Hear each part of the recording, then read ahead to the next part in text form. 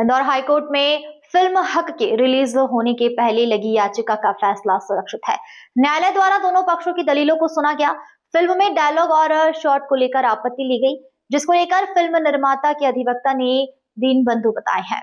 दरअसल फिल्म में एक महिला के हक की लड़ाई को दर्शाया गया है, जिसको लेकर फिल्म निर्माता के अधिवक्ता अजय बगड़िया के मुताबिक याचिका लगाई गई है। याचिका में फिल्म से जुड़े तथ्यों को गलत रूप से प्रस्तुत करने के आरोप लगाए गए हैं।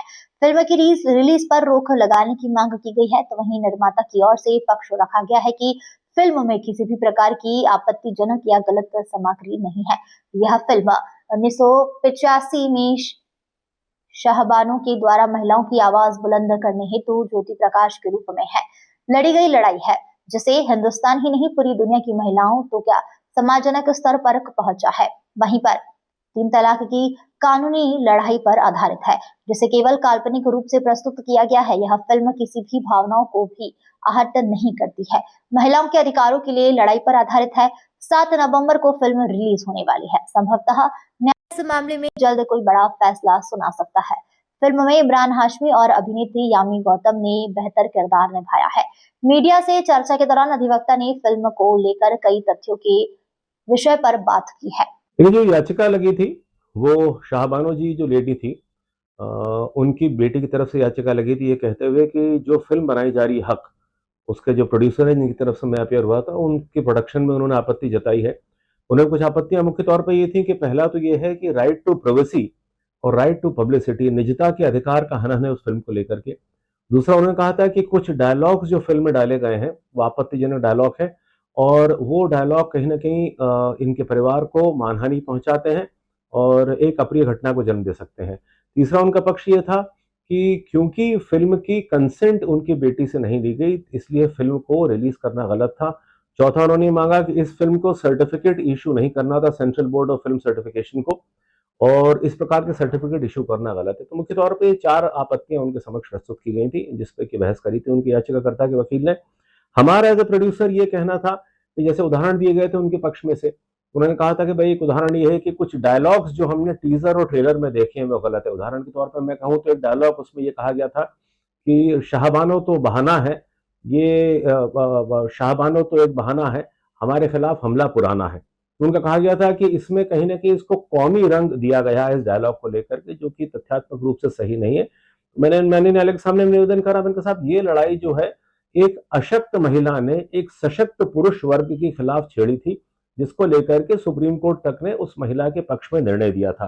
तो इसको इस तरीके से न देखा जाए कि किसी कौम या किसी नस्ल को लेकर के विषय है, बल्कि सवाल यह है कि एक महिला की, अकेली महिला की एक पुरुष डोमिनेटेड समाज के खिलाफ किस प्रकार लड़ाई करी गई और किस प्रकार वो जीत करके आई है। दूसरा उनका ये कहना था कि आप देखिए कि साहब जिस तरीके से तलाक को दिखाया गया है, तो 3 तरह के नोट उनके हस्बैंड के द्वारा उनके समक्ष टेबल पे रखे गए और उन्होंने 3 तरह के नोट जब टेबल पे रखे तो 3 बार तलाक तलाक कह करके तलाक करा। तो वो प्रश्न था कि वो थोड़ा सा ड्रामेटाइज्ड वर्जन था जो हुआ हो, क्योंकि किसी भी स्वरूप में किसी भी सिचुएशन को रिप्रोड्यूस करना इतने वर्ष बाद संभव नहीं है। तो एक आर्टिस्टिक लाइसेंस होता है, एक आर्टिस्टिक परमिशन होती है जिसमें कि करा गया।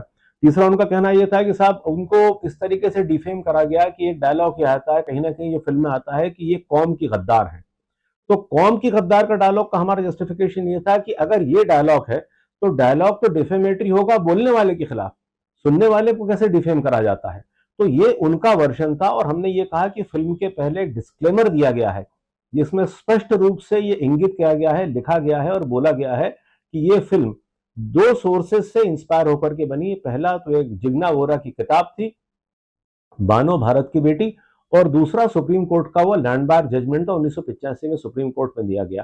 तो इन जजमेंट से और उस किताब से इंस्पायर होकर के पिक्चर बनी है, इसलिए ये कहना कि ये फिल्म, और तीसरा क्लियरली ये कहा गया कि इसमें जो पात्र हैं वो काल्पनिक है, जो घटना है वो काल्पनिक है, इंस्पिरेशन लेकर के पिक्चर बनाई गई। और हमारा फिर ये भी कहना था इस तरह की फिल्में आज समाज को एक नया सोच देती हैं, समाज को एक नया मैसेज देती हैं कि अगर 80 की दशक की महिला उस समय की परिस्थितियों से लड़ते हुए अपने पक्ष में एक का निर्णय ला सकती हैं, जिसका कि बना कि 1986 में कानून बना और उसके बाद 500 जो रुपए का मेंटेनेंस की कैपिंग थी वो हटी। फिर उन्होंने कहा इद्दत पीरियड में महिलाएं इंटाइटल रहेंगी मेंटेनेंस के लिए। तो अगर ये लड़ाई तब लड़ सकती है तो आज हम 2020 के दशक में हैं, 2025 में की महिलाएं क्या नहीं कर सकती। तो एक बहुत अच्छा समाज को संदेश देते हुए एक फिल्म बनाई गई उसको रखते हुए, तो इसका विरोध जो है वो कंप्लीटली गलत है और इसको रिलीज होने दें।